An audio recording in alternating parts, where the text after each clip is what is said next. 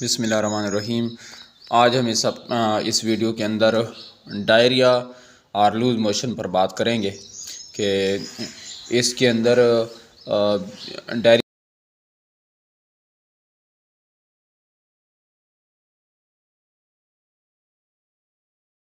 کی کون سی وجوہات ہوتی ہیں، کازز کیا ہیں، اس کی سمٹمز کیا ہیں اور اس کا فائنلی اس کا ٹریٹمنٹ کیا ہے، اس کو کیسے ٹریٹ کیا جاتا ہے، تو اس کے اندر کون کون سے ٹیسٹ کرائے جاتے ہیں، تو اس کو بھی ہم ساتھ ساتھ ڈسکس کریں گے۔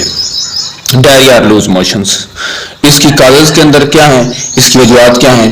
کنٹامینیٹڈ واٹر اور فوڈ، یعنی آپ ایسا پانی پیتے ہیں جو صاف نہیں ہے، جو جراثیم جس کے اندر جراثیم موجود ہیں، تو اس کو کنٹامینیٹڈ واٹر یا فوڈ، اور ایسی خوراک جو اچھی طرح جس کو صاف کر کے پکایا نہیں گیا، تو یہ کنٹامینیٹڈ فوڈ کے اندر آتا ہے۔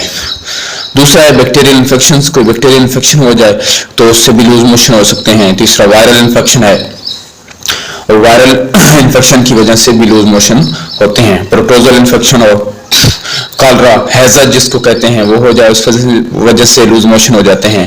اینٹی بایوٹک ایسوسیٹڈ ڈائریا، اگر آپ کسی اور بیماری کی وجہ سے اینٹی بایوٹک بیکٹیریل انفیکشن کی وجہ سے اینٹی بایوٹک لے رہے ہیں، اگر لمبے عرصے تک آپ اینٹی بایوٹک استعمال کرتے ہیں تو اس کی وجہ سے بھی آپ کو ڈائریا ہو سکتا ہے۔ اس کی وجہ یہ ہے کہ آپ کے گٹ انٹسٹائن کے اندر جو گڈ بیکٹیریاز ہیں وہ اینٹی بایوٹک کی وجہ سے مرنا شروع ہو جاتے ہیں، جس کی وجہ سے آپ کی گٹ کی جو صحت ہے وہ متاثر ہوتی ہے اور اس طرح آپ کو لوز موشن ہو جاتے ہیں۔ سمٹمز، اس کی علامات کیا ہیں؟ Loose stool 3 to 4 times or more than this in a day، یعنی ایک دن کے اندر آپ کو 3 سے 4 مرتبہ جو ہے وہ لوز ٹول ہوں گے، پتلا پخانہ آئے گا، یا اس سے زیادہ مرتبہ بھی آ سکتے ہیں۔ آپ کو ایبڈومینل کریمپس ہو سکتے ہیں، یعنی پیٹ کے اندر مروڑیں پڑ سکتی ہیں۔ ڈیزینس، آپ کمزوری فیل کریں گے، ویکنس، جسم کے اندر کمزوری، آپ سے اٹھا نہیں جائے گا، اس سے مریض جو ہے وہ نڈھال ہو جاتا ہے۔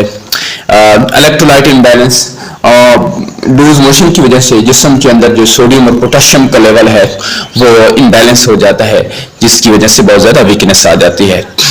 تو اس کے اندر مریض کو ٹریٹ کرنے کے لیے ٹیسٹ CBC کیا جاتا ہے تاکہ یہ معلوم کیا جا سکے آیا کہ اس کے WBC کاؤنٹ جو ہیں وہ بڑھ گئے ہیں، تو یہ انڈیکیٹ کرتا ہے کہ جسم کے اندر کوئی بیکٹیریل انفیکشن ہو گیا ہے۔ تو اس کو ٹریٹ کرنے کے لیے ایکیوٹ ڈائریا کے اندر اس کا ٹریٹمنٹ جو ہے وہ اورلی میڈیسن سے کیا جاتا ہے، منہ کے ذریعے میڈیسن دی جاتی ہیں۔ اس کے اندر سپروفلوکساسین 500 mg جو ہے، سپروفلوکساسین، یہ جو سپروفلوکساسین ہے 500 mg BD کے اندر صبح شام 1+1 یعنی صبح شام دی جاتی ہے کھانا کھانے کے بعد۔ ٹیب میٹرونیڈازول ہے، ٹیب میٹرونیڈازول جسے فلیجل کہتے ہیں، یا اور بھی اس کی برانڈ میٹروزل وغیرہ ہیں، 400 mg کی، یہ TDS یعنی دن میں 3 مرتبہ لی جاتی ہے، صبح دوپہر شام کھانا کھانے کے بعد۔ اس کے بعد کیپسول لوپیرامائڈ جو کہ ڈائریا کو کنٹرول کرتا ہے 2 mg کا آفٹر ایوری لوز ٹول، جب بھی آپ کو پیچس آتے ہیں تو اس کے بعد 1 یا 2 کیپسول لیے جاتے ہیں۔ ویسے اس کو دن میں 3 سے 4 مرتبہ لیا جا سکتا ہے، صبح دوپہر اور شام کو۔ اس کے بعد اگر آپ کو بخار ہے ساتھ ساتھ، کیونکہ انفیکشن ہو جاتا ہے تو ساتھ بخار بھی ہو جاتا ہے، تو آپ اس کے ساتھ ٹیب پیراسیٹامول 500 mg SOS جب بخار ہو تو اس کو استعمال کر سکتے ہیں، اور ساتھ ٹیب ڈومپیریڈون 10 mg، ٹیب ڈومپیریڈون 10 mg جو ہے یہ بھی 1+1 یعنی صبح شام آپ استعمال کر سکتے ہیں۔ اس سے اگر آپ کو نازیا وومیٹنگ جسے الٹی کہتے ہیں، اگر وہ ہو رہا ہے، جی متلا رہا ہے، تو اس کا مسئلہ اس ڈومپیریڈون سے حل ہو جائے گا۔ یہ تو ہے اورلی میڈیسنز جو کہ آپ مریض کو پرسکرائب کر سکتے ہیں ایز اے ڈاکٹر۔ اگر مسئلہ بہت زیادہ بڑھ گیا ہے، الیکٹرولائٹ امبیلنس جو ہے وہ بہت زیادہ ہو گیا ہے، اور اس ٹریٹمنٹ کے ساتھ آپ ORS کے ساشے دیں گے، ORS ORS پانی 2 گلاس پانی کے اندر پہلے اس کو گرم کریں، پھر ٹھنڈا کر کے اس کے اندر یہ ORS ملائیں اور یہ مریض کو کہیں کہ وہ پیتا ہے 24 گھنٹے کے اندر پی لے، تو اس سے بھی الیکٹرولائٹ بیلنس جو ہے وہ بہتر ہوتا ہے۔ اگر یہ جو ہے اورلی ٹریٹمنٹ ہے، اگر اس سے مریض بہتر نہ ہو تو پھر IV لائن دی جاتی ہے مریض کو، جس سے if not recovered، اگر مریض اس سے ریکور نہ ہو رہا ہو تو پھر IV لائن کے اندر انفیوژن سپروفلوکساسین دیا جاتا ہے، انفیوژن میٹرونیڈازول دیا جاتا ہے، یہ صبح شام دیے جاتے ہیں، ٹھیک ہے۔ RL 500 یا 1000 mg جو ہے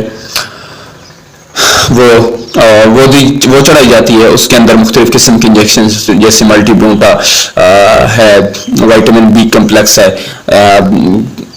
اس کے اندر انجیکشن امائکاسین یا سیفٹرائکسون وغیرہ یہ آپ لگا سکتے ہیں یا علیحدہ بھی لگا سکتے ہیں۔ تو یہ امائکاسین بھی ہے اور سیفٹرائکسون یہ بھی ایبڈومینل انفیکشنز کو بہت زیادہ کنٹرول کرنے کے لیے مددگار ہوتے ہیں۔